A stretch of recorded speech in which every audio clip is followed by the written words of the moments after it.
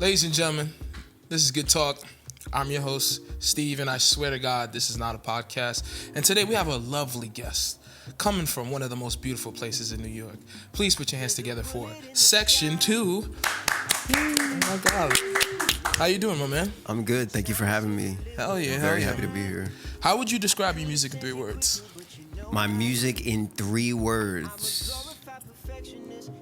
Right off the bat. A learning experience. Wow.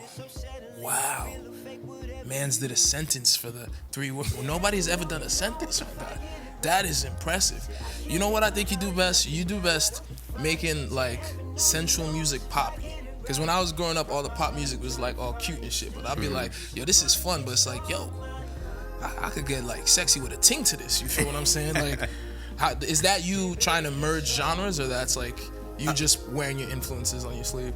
I think it's a mix of both. Like, I've always been like into a bunch of different kinds of things, and I feel like I'm at my best when I'm not leaning too far to one side, and I'm kind of just like somewhere in the middle, trying to just combine all the things that I really enjoy. Yeah, I think that makes your music so much more fun, and I think that makes music more fun in general because it's like you're not playing it safe. But what does Sectiontoo mean? Because I was like, does that mean you like, yo, come to my section as well? Like, I'm here right now. Like, what's up?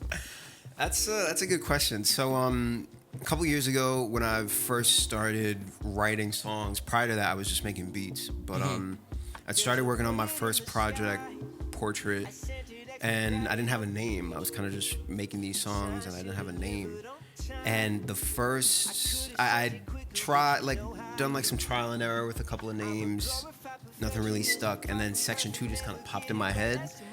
And I was like, oh, like, this is cool. Like, I don't hate it. So, like, I tried to run with it for a little bit. I'm still having some doubts, though. So, like, at the time, like, my thought process was like, oh, let me make an Instagram for it. So, like, I can't change it, which is so stupid. Because, like, I could have easily changed it. But it kind of just stuck, really. I'll fuck with it. Thank you. Especially because it's not a number, you feel me? But if you had to pick one album to save this lovely world, would you pick Marvin Gaye, What's Going On, Backstreet Boys, or D'Angelo, Voodoo? One album to save the world.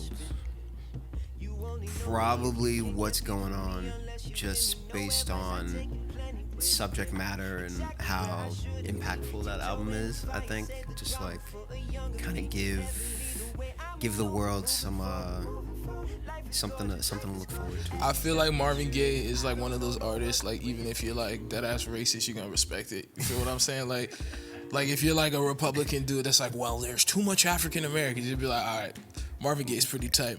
Marvin Gaye's one of them ones for sure. You can't go wrong with that. Now, let's say you're playing. This is like game 7, okay? Rock, paper, scissors. Your life is on the line. What are you relying on? Is it rock, paper, or scissors, and why? Damn. I might have to go rock. Oh my God. You know, solid, 10 toes down, rock. That's wild, because I feel like every time I pick rock, I get my ass busted. I feel like rock is the worst shit, though. Am I bugging? I might just have bad luck, though. It might be, but like just in like, just out of not me being practical, just like rock is solid. like that's kind of where my brain is at with that. So rock, final answer. I feel you. Now, I have a question for you, and this question is very important to me. Okay, I heard your favorite basketball movie is Blue Chips. My question is an incredible movie. Have you not seen He Got Game? Because that's insane, bro. I have seen He Got Game, but all right. So what I think it is, like, I saw Blue Chips at a really young age. I was like 9 or 10. So, and like during that time, I was watching that movie a lot because like I had never come across a movie like that before. So I think it may be more of like a nostalgia thing for me. That makes just sense. Like I remember like, obviously I was super into basketball, so I'm watching Shaq on TV, and then I see him in this movie, and I'm like, bro, what? Like this is just like putting two and two together. That was kind of nuts. But I mean, I saw He Got Game probably when I was like 16 or 17, and it's a incredible movie. Probably a better movie than Blue Chips. Like if we're keeping it a buck, but I don't know, man. Something about Blue Chips. Did you know because of Blue Chips, that's why like Shaq made the Magic draft penny? Oh yeah. That's nuts, right? Yeah, no. Who would have thought a insane. film would have done that? Very, very crazy. Now, since you're very into basketball, okay, I just want to know what's your top 5 players right now, not all time, right now. Top 5 players right now. Steph, 1. Oh my god. 2. This is 2. I gotta go Bradley Beal. What? I love Bradley Beal, man. He's been out most of the year, but like I just really like his game. Like I think he's super talented. That is the hottest take I've heard in my life. Yeah, but when he's on, like for me, I think. I really like Bol. Underrated. Super underrated. God bless that man. Bol's insane. He can play the 3, 4, or 5. Yep. Yep. I'm a Knicks fan, so I gotta say Julius Randle. He's playing like some of the best basketball of his career. Let's go. He's playing better than he did in the 2020 season, which is insane. Which I thought was a fluke, by the way. Like just based on like how last year went, I was like, oh, bro, he's a fraud. Like this is not good, but he's proved me wrong. So salute to Julius Randle. And then one more.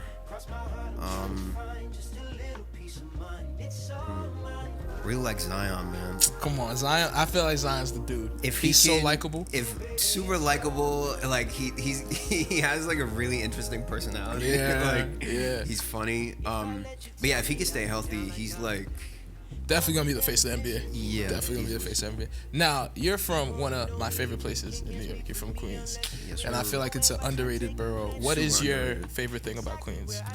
Queens is just like super diverse. Like there's so many places that you can go for good food, just like all around culture in general. Just like there's always something good happening in Queens, no matter where you go. Yeah, so. I had some of my favorite food in Queens. There was I think I might be saying the name wrong. If it's not like Mama's Sandwiches or Mama's Kitchen or Mama's, but I think it was is it Floral Park? I don't remember, bro, but it was like deep Queens, but it was like the best sandwich I had in my life. Like, what's your favorite restaurant in Queens? Ooh, favorite restaurant in Queens. So there's a spot there's 2 spots actually, and they're owned by the same people. On Liberty Avenue. So it's Sybil's, and then right next to it is a place called Veggie Castle. It's like Caribbean food. Like Sybil's is like the real like Jamaican food, like you get like oxtail, jerk chicken, all that stuff. But then Veggie Castle is like the vegan version of that, and like what? Both stupid, like crazy. Hey, they about to get my money soon. Very, very crazy. Highly recommend. Now, let's say you was making like a coming of age hood movie about Queens. Like, who would you cast? What would the aesthetic be? You feel me? Okay. Get your Spike Lee on. Or I wish I knew the director of Blue Chips. I don't, but get your director of Blue Chips on. I don't know the director of Blue Chips either. But all right, I need Damson, Idris main character. Yes. The movie is set in 40 projects. Oh my god. Damson is playing like this 21-year-old trying to figure out his life. So a number of paths that he can go down. The streets are calling him, but like he's also kind of smart and like could go the other way too. Could potentially end up in school, kind of thing. He's got like an interesting set of hood friends over here who could lead him down the wrong path. But then he's got like the good people in his life that could like take him to who knows where. Like the possibilities are endless on this end. Like Yeah, I think that would make for like a really good like coming of age Queen story. Hey, A24, call his line, bro. Call his line. A24 hit Call me. his line, because that man, when I found out he was British, bro, I was like, Bro, what the are you fuck? crazy? Like, he's insane. He is super talented. There was like a little meme shit where he's like, bodies, yelling. Oh, yeah. I'm like, yo, if you read that on a piece of paper, that's terrible writing. But the motherfucker sold it, bro. Like, yo, man, shout out my mans, man. Shout out my mans. Now, we gonna get to a little weird question. Okay. But there's a lot of judgment from this question. Mm-hmm. If you could be any object in the world, what object would you be and why? Any object? Yes. Wow. All right, this answer is gonna be interesting. I feel like I'm gonna have a hard time explaining why I say this, but I'm a really big sneaker fan, so I'd probably be a sneaker, I think. What sneaker though?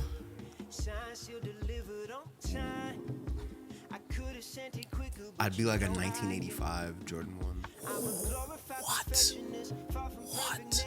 I'd be a 1985 Jordan. But yo, imagine if you was like the sneaker like he put on to do it. Yeah, I mean, you feel me? Yo, like What? But then you get thrown away though. That's the worst part about being a sneaker. Cause what's your lifespan? Maybe like 7-8 years though. And what if they throw you in the little shit at the mall that they used to make other sneakers, my nigga? Oh my God, I would be sick, bro. all right, best case scenario, like I get donated. I get donated to like Goodwill or something, and like I just get. I keep getting like cycled through like different people. I live like 5 different lives, like via like my owner. Like that's like best case scenario. Yo, but I don't know. I would be shook to be a shoe because like, yo, what if a nigga just put me on no sock though?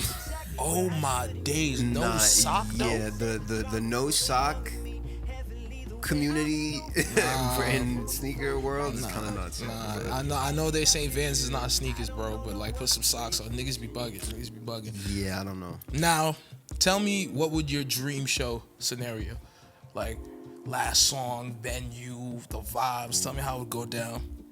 All right, so my dream show, and this is like, I'm at like, I could be like the biggest artist in the world, and this is still my dream show. Like Terminal 5. Yes. I'm at Terminal 5.